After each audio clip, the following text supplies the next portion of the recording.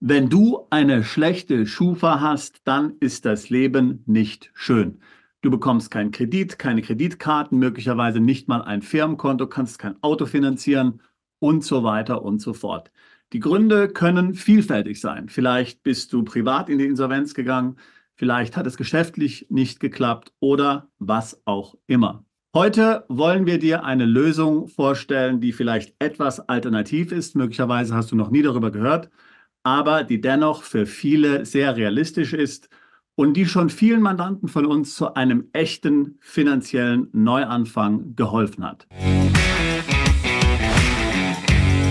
Genau, ich spreche natürlich vom Umzug ins Ausland.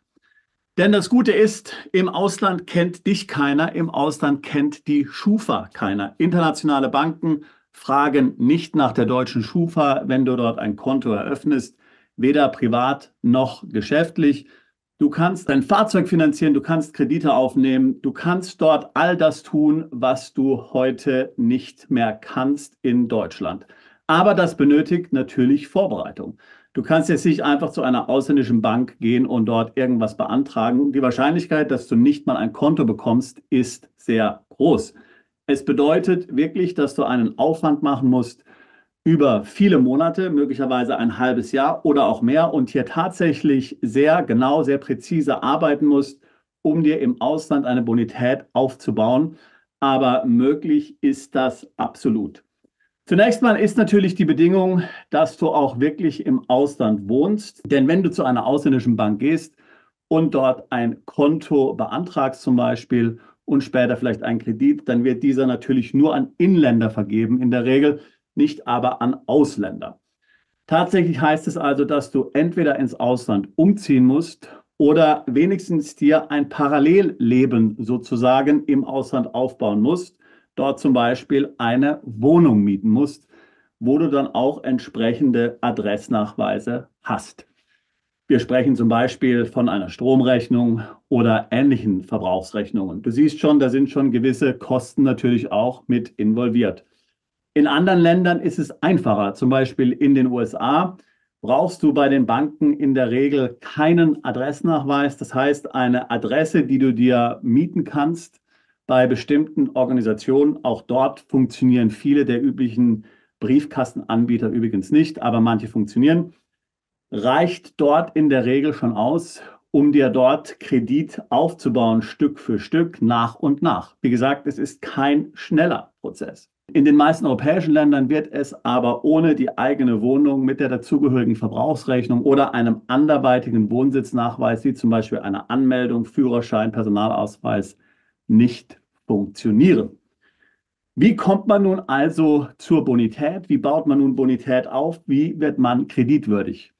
Nun, das Wichtigste ist natürlich, dass du ein regelmäßiges Einkommen hast. Nehmen wir einmal an, du ziehst zum Beispiel nach UK um. Wie gesagt, also die britischen Banken kennen die Schufa nicht, sie interessieren sich dafür nicht, sie schauen dort nicht rein. Aber du bist natürlich ein unbeschriebenes Blatt für die britische Bank. Du hast ja keinen britischen Credit Score.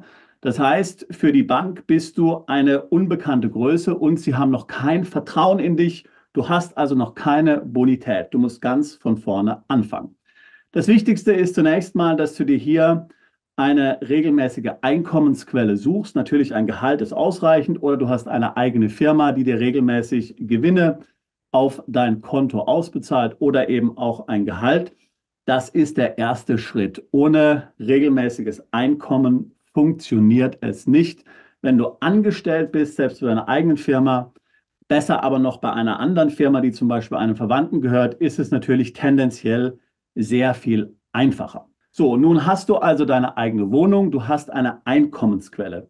Wichtig ist hier zu beachten, dass du in der Regel auch angemeldet sein musst, korrekt, sonst funktioniert das nicht. In verschiedenen Ländern gibt es dort verschiedene Mechanismen. In UK zum Beispiel gibt es kein Meldewesen. Dort ist es besonders wichtig für die Banken, dass du im sogenannten Wahlregister eingetragen bist. Nur dann kannst du eine Bonität aufbauen. Da musst du also in jedem Land schauen, was hier notwendig ist. Wenn du nun also tatsächlich korrekt registriert bist, dann solltest du anfangen, langsam dir Credit aufzubauen. Ein guter Weg ist immer ein Handyvertrag natürlich. Die großen Handyfirmen berichten an die Credit-Agenturen und teilen mit, dass du ein pünktlicher Zahler bist. Eine andere gute Möglichkeit, eine sehr gute Möglichkeit ist eine Prepaid-Kreditkarte, wo du einen bestimmten Betrag als Sicherheit hinterlegst, über welchen du dann verfügen kannst und du zahlst diese Karte regelmäßig ab.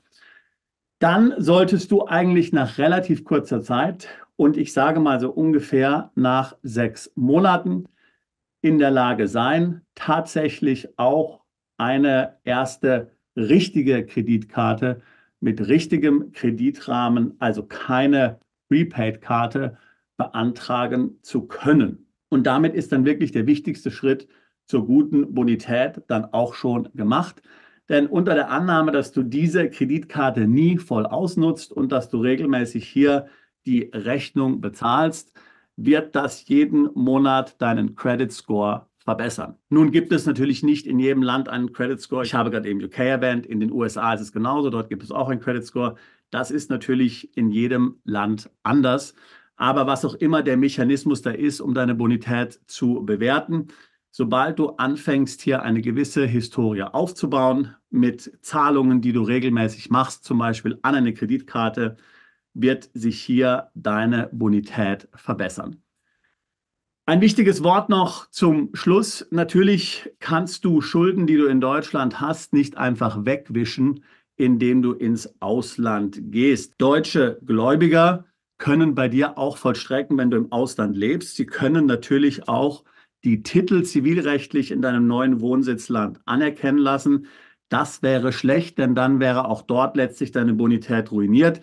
Die Tatsache ist aber, dass es die meisten Gläubiger gerade bei kleinen Beträgen nicht machen, denn die Kosten für einen solchen Schritt sind nicht gerade niedrig. Aber das solltest du natürlich immer im Hinterkopf haben. Gerade besonders trickreich ist hier das Finanzamt.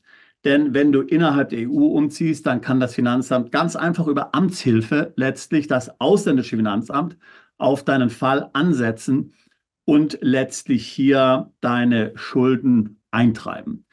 Nun ja, du wirst sagen, wie bekommen meine Gläubiger überhaupt mit, dass ich im Ausland bin? Ja, das ist natürlich eine gute Frage. Natürlich kannst du das verstecken.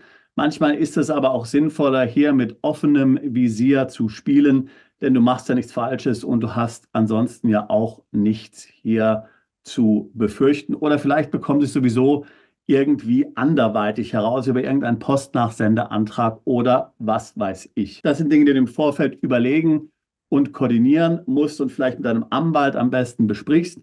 Aber generell die Risiken, gerade bei geringen Verbindlichkeiten, dass hier im Ausland dann letztlich die Schuld verfolgt wird, ist relativ gering, meiner Erfahrung nach. So, nun haben wir dir gezeigt, wie du Bonität im Ausland aufbauen kannst. Die Vorteile, wenn du mal so weit bist, sind natürlich enorm. Denn wenn du einen Credit Score hast und das richtige Einkommen dazu, dann kannst du natürlich für alles Mögliche dann einen Kredit beantragen. Du kannst eine Immobilie erwerben, du kannst ein Auto finanzieren und so weiter und so fort. Du bist ja nicht auf eine einfache Kreditkarte angewiesen. Aber die kleine Kreditkarte, dieser kleine Hebel erlaubt es dir letztlich, den Anfang zu machen, wenn die richtigen Voraussetzungen gegeben sind. Wichtig also für dich, wenn du an dieser Lösung Interesse hast, ist zu überlegen, kann ich mir vorstellen, ins Ausland umzuziehen oder wenigstens mir sozusagen eine parallele Identität im Ausland aufzubauen, wo keiner nach deiner Vergangenheit fragt, wo du keine Angaben machen musst zu deiner Schufa oder einer möglichen Insolvenz, die du durchläufst oder gerade durchlaufen hast.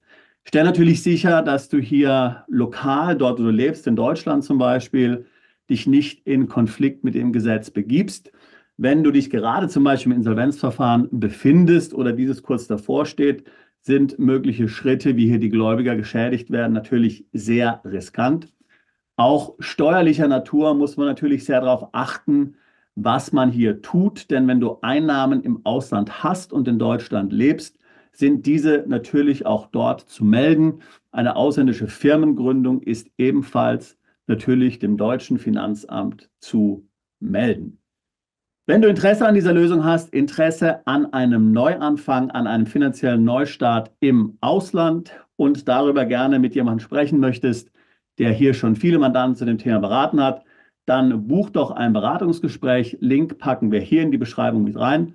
Ich würde mich freuen, mit dir über dein Auslandsvorhaben zu sprechen und über deine neue Zukunft ohne Schulden und mit fantastischer Bonität. Bist du Unternehmer, Freiberufler oder Investor? Zieht es dich schon lange ins Ausland? Mach heute den ersten konkreten Schritt in eine Zukunft mit mehr Geld und mehr Freiheit. Buche ein Beratungsgespräch mit Sebastian und seinen Kollegen. Unsere Kanzlei unterstützt Mandanten wie dich dabei, deine Steuerlast legal zu reduzieren, Vermögen aufzubauen und zu schützen und deine persönliche Freiheit zu maximieren. Profitiere jetzt von unserem Fachwissen und unserem Netzwerk. Gehe zu mandatierung.com und werde Mandant unserer Kanzlei.